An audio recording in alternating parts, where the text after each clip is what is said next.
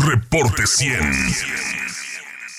Hemos invitado al especialista en temas de pensiones y jubilaciones, el doctor Ciro Montalvo Corral, economista. Ciro, ¿cómo estás? Buenos días. Buenos días, Juan Carlos, a la orden. A ver, vamos por partes. El presidente pretende una pensión mínima garantizada y que ésta salga de un fondo de pensiones para el bienestar. Esta es la primera reforma, la de febrero. Es correcto. Sí. ¿Esa pensión mínima garantizada beneficiaría a quién, Ciro? ¿A quiénes? Bien, todos aquellos trabajadores que estén por debajo del salario promedio del Seguro Social, que son un poquito más de 16,000 pesos. Sí. Y esos fondos saldrían del Fondo de Pensiones para el Bienestar. Hay otra reforma que está planteada por Ignacio Mier, diputado de Morena, que dice que los fondos de personas de más de 70 años que no hayan sido reclamados pasen a este Fondo para el Bienestar para fondear los 16,000 pesos. ¿Cómo está esta iniciativa, Ciro?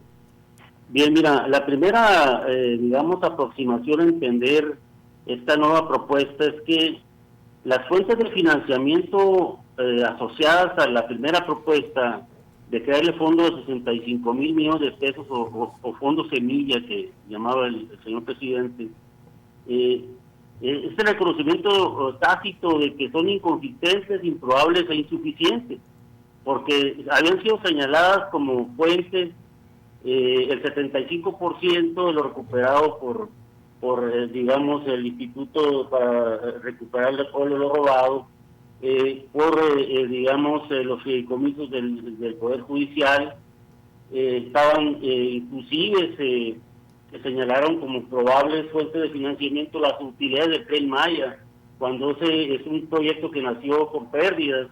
Entonces, es una especie de aceptación de que este tipo de fuentes son improbables y por lo tanto habría que identificar otra que sí lo fuera, como es este caso de los 40,000 millones de pesos en las cuentas inactivas o no reclamadas, que ahora las quieren prescribir para hacerse de ese recurso y poder constituir con certidumbre y con cierta estabilidad este fondo que le llaman Fondo de Bienestar.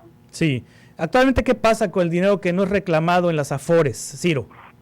Sí, mira, hay un procedimiento ya jurídicamente aceptado y incorporado a la Ley del Seguro Social y del Sistema de Ahorro para el Retiro, en donde todo trabajador que no reclame esas cuotas de aportaciones prescriben a favor del IMSS o de algún familiar o beneficiario que explícitamente esté en el contrato.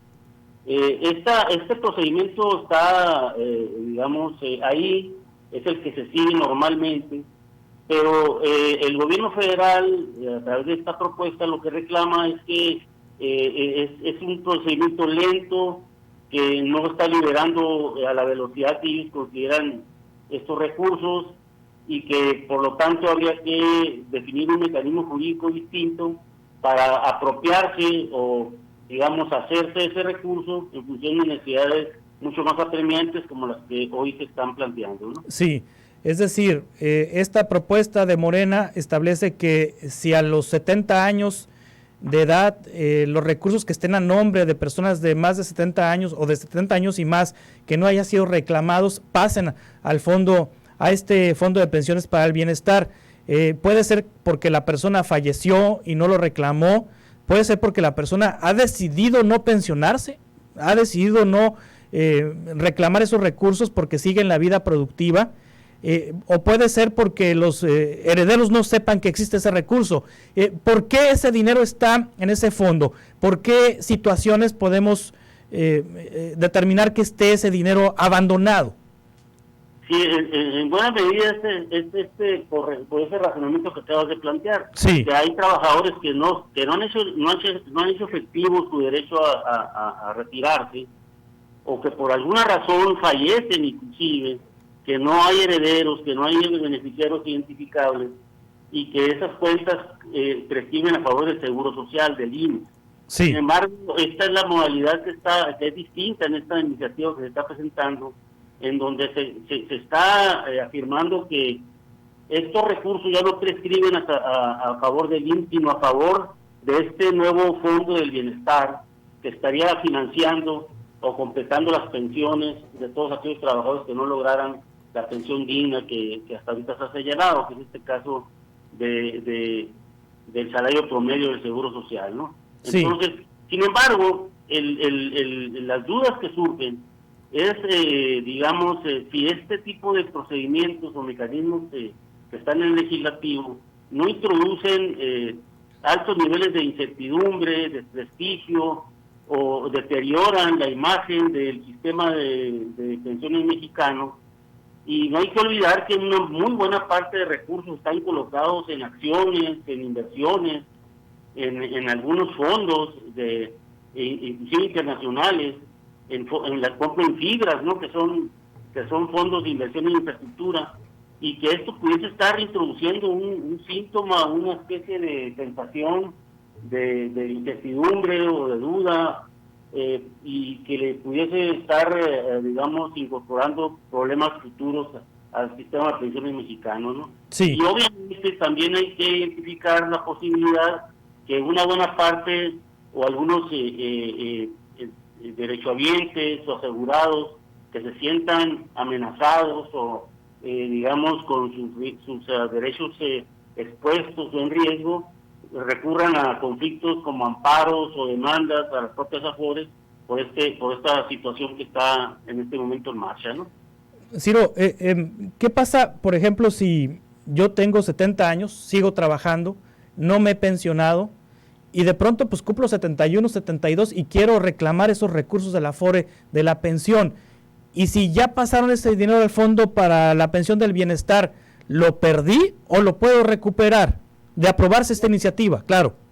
Bien, o sea, obviamente el hecho de que se esté moviendo del lugar ese recurso implicaría dejar un remanente, un fondo que hiciera frente a las contingencias propósito de personas que reclamaran su recurso o su pensión una vez cumplidos 70 años o más, ¿no? O sea, ¿no se pierde el dinero?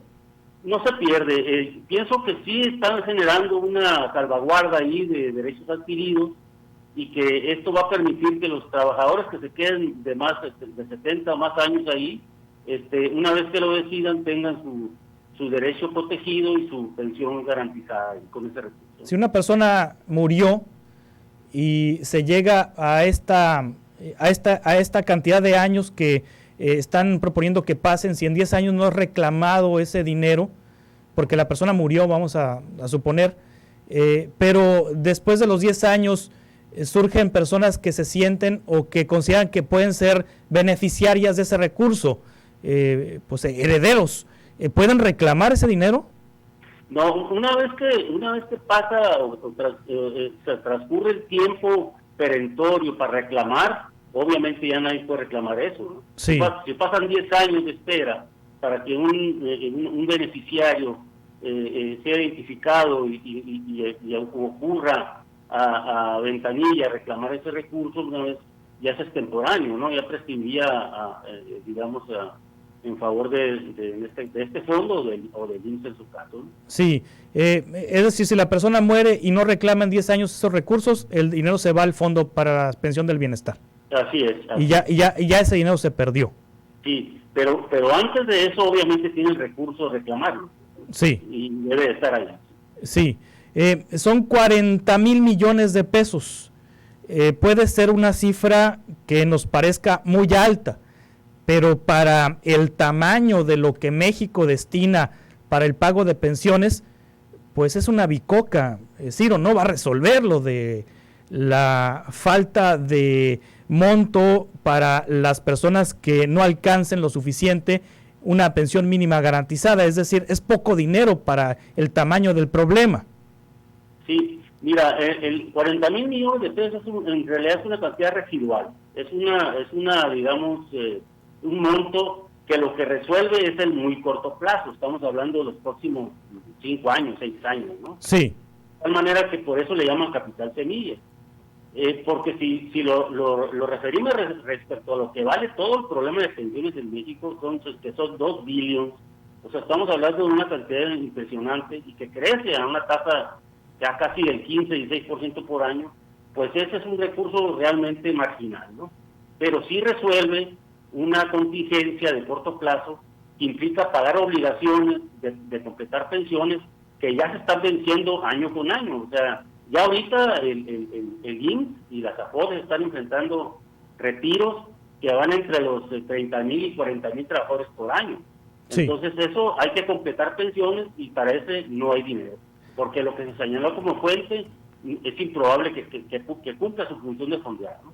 Sí, ¿se puede hablar de una expropiación de recursos privados? Hay quienes dicen, y suena muy fuerte, una expropiación de recursos privados, por un lado, Ciro, y por el otro, de no aprobarse esta iniciativa y continuar este fondo de 40,000 millones no reclamado. ¿A quién beneficia? ¿Beneficia a privados esos 40,000 millones? Dice el presidente que están las AFORE sudando ese dinero. Bueno, la primera cuestión es que no califica el hecho para definirlo como expropiación. Sí. Una expropiación implica una contraprestación, que tendrían que indemnizar por esa expropiación. No, me parece que tendrían que estudiar muy bien los abogados de la redacción y el planteamiento de esa decisión, porque puede ser calificado como una confiscación o como un despojo, pero eso habría que demostrarlo si se configura ese tipo de delito, ¿no? Porque finalmente sería una medida de transición en donde realmente el gobierno lo que quiere es acelerar los tiempos y las circunstancias en que esas cuentas inactivas migran a un fondo del Estado, en este caso al Seguro Social, para propósito de un uso para fines que se comunican, porque estaría siendo usado para completar pensiones que son precarias, ¿no? Sí, desde tu punto de vista, Ciro Montalvo Corral, como especialista en estos temas, la propuesta esta de enviar al Fondo para el Bienestar el dinero reclamado, ¿es una propuesta viable? Sí, es una propuesta viable. Obviamente introduce una serie de inconvenientes que tendrían que ser resueltos en el proceso de integración del proyecto y que tendría que ser transparentar el uso, el manejo de estos recursos y obviamente hacer un trabajo muy intenso en compensar este tipo de medidas que efectivamente desde el punto de vista de la imagen o de las circunstancias en que funciona el sistema de pensiones mexicano pudiesen ser negativos, ¿no? Habría que limar ese tipo de percepciones porque hay otros países que han tomado decisiones que son muy desafortunadas en esta materia, ¿no? Sí. El doctor Ciro Montalvo Corral, muchas gracias como siempre. Hasta luego, Pedro. Hasta pronto, es economista, especialista en temas de pensiones y jubilaciones. Reporte 100.